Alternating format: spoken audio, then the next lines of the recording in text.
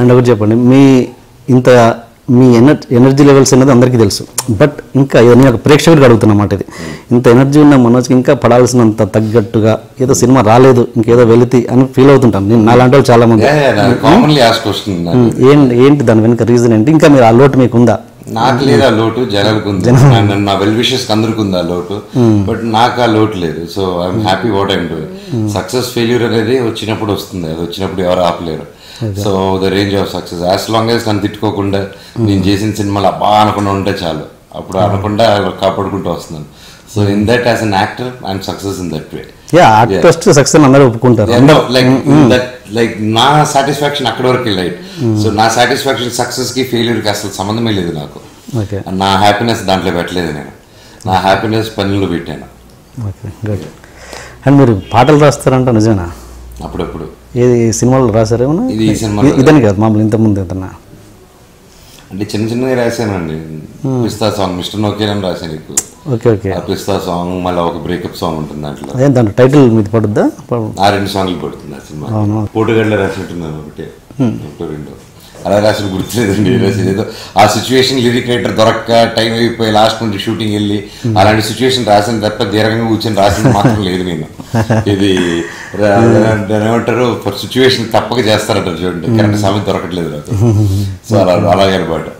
And cinema making విషయానికి వస్తే చాలా సార్ మీరు ఎప్పుడైనా అనుకున్నారు అసలు ఇది కాదురా మన సినిమా, ఇది ఇంకేదో చేయాలి అలాంటి ఏదైనా? ప్రతి సినిమా కనిపిస్తుంది, ప్రతి సినిమా కనిపిస్తుంది, ప్రతి సినిమాకి ఇంకా బెటర్ గా చేయాలి. ఈ సినిమా బెటర్ గా చేయడం కాదు, మన జోనర్ ఇది కాదు, మన జానర్ ఇది కాదు, అసలు మన స్టైల్ ఇది కాదు, ఉంది ఇంకోటి అంటే మీకు నాకు మార్కెట్ ఉంది కాబట్టి ఇది చేస్తున్నాను, జనాలు అది కోరుకుంటున్నారు, ఇది చేస్తున్నాను, కానీ ఇది కాదు నేను చేయాల్సింది అని ఏదైనా ఒకటి అలా ఉందా? అలా ఫిక్స్ అవ్వలేదండి. ఎందుకంటే మీరు చూస్తుంటే నా జర్నీ చూస్తే మీకు అర్థమైంది ఫిక్స్ ఏంటో అదే రకం వచ్చుంటాయండి. థ్యాంక్ గాడ్ నేను ఫిక్స్ అవ్వలేదు. సో దానివల్లే నాకు అదృష్టం. ఇన్ని యాక్షన్ సినిమాలు చేసిన తర్వాత నాకు ఈరోజు దశరథ్ గారు నన్ను నమ్మి షౌర్య ఎందుకు తీసుకొచ్చాడంటే because I kept trying out those films. So దానివల్ల ఐ ఫీల్ ప్రౌడ్. నాకు ఇట్స్ లైక్ గిఫ్ట్ ఇచ్చినట్టు నాకు దశరథ్ గారు తీసుకొచ్చి. అండ్ ఎంతో నమ్మకం పెడితే ఒక యాక్షన్ తీసుకొచ్చి హీరోని తీసుకొచ్చి దీనిలో పెట్టడం ఇట్స్ ఓన్లీ డైరెక్టర్ ఖర్చు అది. Okay okay. అండ్ ఇండస్ట్రీలో మీకు బాగా దగ్గర ఫ్రెండ్ ఎవరు? హీరోస్లలో చాలా క్లోజ్ ఫ్రెండ్? నాకు చైల్డ్హుడ్ ఫ్రెండ్ అంటే Tarak NTR, okay, childhood friend. And అలాగే నాకు చరణ్ ఫ్రెండ్. అండ్ బాగా క్లోజ్ వచ్చి రానా, Nani, Naresh. So we're all. And బాగా ఇంకా క్లోజ్ అంటే లైక్ ఇండస్ట్రీకి వచ్చిన కొత్త నుంచి బాగా క్లోజ్ అంటే సునీల్ అన్న అని పిలుస్తాం కాబట్టి సునీల్ గారు. So is also very close. And we're all bunch of friends. కానీ బయట ఆఫ్టర్ ఆఫ్ క్యూరియాసిటీ అడుగుతున్నాను నేను, బయట జనాలకు మీరు ఓకే బాగానే ఉంటుంది, బయట జనాలకు ఎలా ఉంటుంది? చిరంజీవి గారి ఫ్యామిలీ, మోహన్ బాబు గారు ఎప్పుడు వార్ నడుస్తుంటుంది, బాలకృష్ణ గారి ఫ్యామిలీకి చిరంజీవి ఏదో ఉంటుంది, అది ఎంతవరకు లోపల ఎలా ఉంటారు? ఫ్యామిలీకి వార్ మా బాలకృష్ణ గారి వాళ్ళు నాకు తెలియదండి. మాది మీరు నన్ను అడుగుతున్నారు కాబట్టి మా ఫ్యామిలీదే. ఎప్పుడు 2 ఫ్యామిలీలు కొట్టుకున్నారని రాలేదు. మా డాడీ వాళ్ళ డాడీ కొట్టుకున్నారని వచ్చింది తప్ప అది డాడీ ప్రాబ్లం, అది మా ప్రాబ్లం లేదు. మేము పిల్లలు మేము బాగానే ఉన్నాం. ఓకే. సో అండ్ వాళ్ళు కూడా దే ఆర్ వెరీ స్వీట్ అండి, దే ఆర్ వెరీ క్లోజ్. ఇది ఒకరికి ఏదైనా ప్రాబ్లం వచ్చినా ఇది వచ్చింది కాల్ ఇచ్చేదారు, ఏదైనా ఫెస్టివల్ వచ్చినా కాల్ ఇచ్చేది. అండ్ మధ్యలో ఎప్పుడైనా వచ్చినప్పుడు ఏదైనా రాంగ్ క్వశ్చన్స్, రాంగ్ సినారియో, ఏదైనా ఒక పబ్లిక్ ఈవెంట్ అయినప్పుడు, ఎనీథింగ్ సమ్ పబ్లిక్ లో వెళ్ళినప్పుడు పబ్లిక్ గా వచ్చింది తప్ప అది ఆ వాట్స్ కానీ నథింగ్ పర్సనల్, నథింగ్ అండి. మీ మధ్యలో ఇప్పుడు ఆ మాటలు రావు? చరణ్ చేసుకుంటాను నవ్వుకుంటా లాంటిది మా మధ్యలో అసలు రాదు. ఆడియో ఫంక్షన్స్లలో నాన్నగారు మీకు రెగ్యులర్గా రొటీన్గా చెప్పే విషయం ఏంటి? జనాలకు కూడా విసిగొచ్చాము ఏంటంటే ఫైట్స్ చేయకు, స్టంట్స్ చేయకు, ఇది ఎంత టెక్నాలజీ డెవలప్ అయినాక కూడా ఎందుకు చేస్తావు అని ప్రతి ఫంక్షన్లో చెప్తుంటారు. మీరు రెగ్యులర్ చేస్తూనే ఉంటారు. ఏంటది? ఏలేదండి, చిన్నప్పటి నుంచి జాకీ చాన్ చూసి పెరిగాను. సో మన వాళ్ళు అంటారు అంతా మన వాళ్ళందరూ అంతా వాళ్ళేరా సూపర్, వాళ్ళే సూపర్, మన వాళ్ళు చేయరా డూపులు చేస్తారా, మన వాళ్ళు వేస్ట్ అనేది చిన్నప్పుడు బాగా వినేసాను. ఆడియన్స్ లో ఊరిలో పెరిగింది దానివల్ల నేను. సో బాగా తెలుసు జనాలు ఎలా మాట్లాడుకుంటారు. సో నేను అది ఆలోచించి వచ్చినప్పుడు నా కెరీర్ స్టార్టింగ్ లో సో ఎంత టెక్నాలజీ వచ్చినా అండి, మీరు ఆ రియల్ స్టంట్స్ జాకీ చాన్ చేసే వాల్యూ ఆ వాల్యూ ఉంటుంది. నేను అంత గొప్పవాడిని కాదు, బట్ ఆయన అడుగు జాడల్లో ఆయన్ని చూసుకుని ఆదర్శంగా తీసుకుని వచ్చిన వాళ్ళు మేము ఎంతమంది వచ్చారు. సో అది ఆ మైండ్ సెట్తో నేను చేసుకుంటూ వచ్చాను. అండ్ మోర్ ఓవర్ ఎలా వచ్చిందంటే మీరు ఇందాక అడిగారు మీకు సాఫీగా వెళ్తుంది కదా అనేసి. అండ్ ఎగ్జాక్ట్లీ నేను మోహన్ బాబు గారి అబ్బాయి అయితే నేను కావాల్సిన ఎక్విప్మెంట్ అంతా లైన్లో పెట్టుంటాను. నేను అక్కడ తెచ్చి పెట్టండి అంటే తీసుకొచ్చి పెడతారు ఎక్విప్మెంట్.